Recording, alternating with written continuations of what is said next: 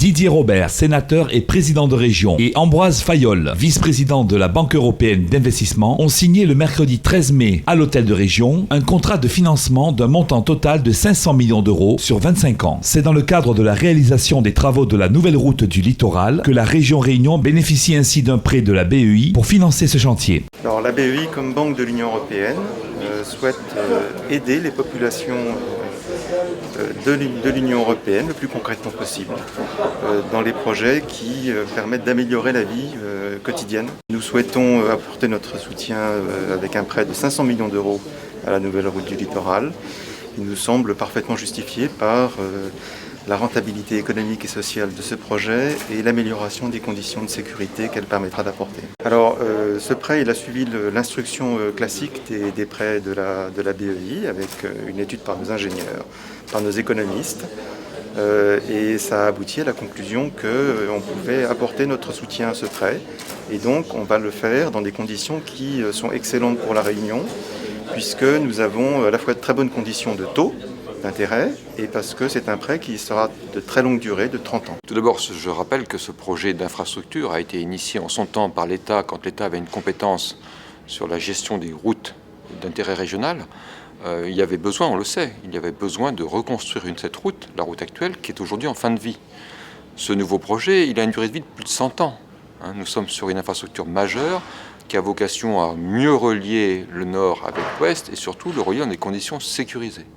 C'est pour ça que, depuis la genèse du projet, l'État est aux côtés de la région pour accompagner l'émergence, la maturité et aujourd'hui la réalisation de ce projet.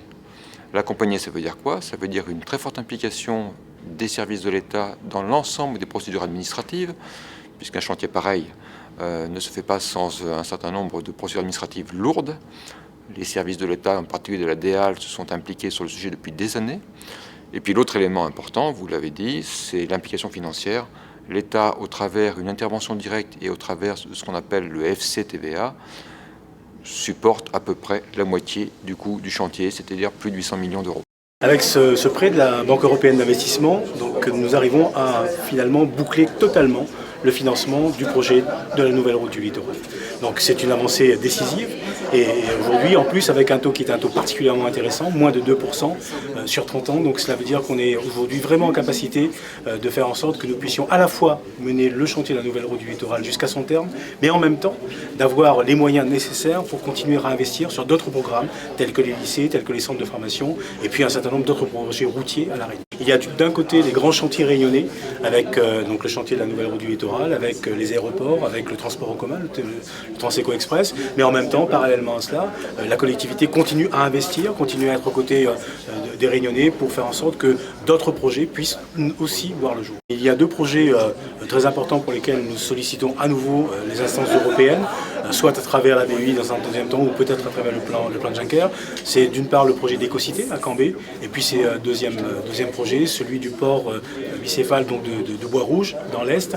Donc des projets qui sont des projets importants aussi en volume financier pour lesquels il faudra à la fois des investissements publics et qu'il faudra donc aller rechercher et en même temps des investissements privés. Un élément, un chiffre qui peut être, un ratio qui peut être le plus significatif, c'est le taux de désendettement. Quelle est la capacité finalement pour la région Réunion à rembourser donc les prêts qu'elle a contractés.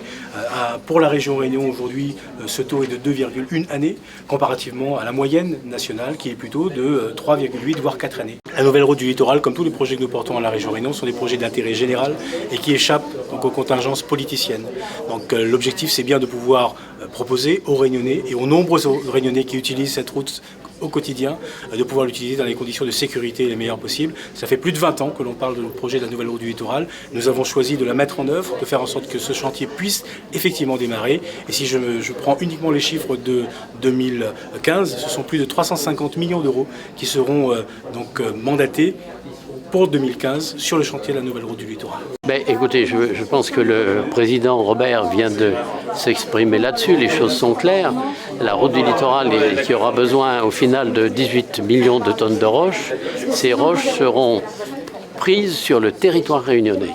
Il n'y a pas là-dessus d'ambiguïté, il n'y a pas de problème d'acheminement en masse de matériaux de Madagascar, par exemple, d'ailleurs, puisque On entend dire tout et son contraire à ce sujet-là. Aujourd'hui, la seule problématique, c'est que compte tenu du retard pris dans l'ouverture des carrières, du fait notamment de l'action de certains élus qui veulent s'opposer au projet sur certaines communes, on a été obligé d'envisager une solution palliative qu'on a trouvée avec donc le transport des andins. Vous savez qu'actuellement, aussi bien de l'Est que de l'Ouest, on transporte des andins, plusieurs milliers de tonnes par jour. Actuellement, on est à environ 3000 tonnes de galets en andins qui arrivent sur le chantier, en attendant l'ouverture de la carrière. Là-dessus, il n'y a pas de polémique à avoir, même si le groupement, à un certain moment, avait envisagé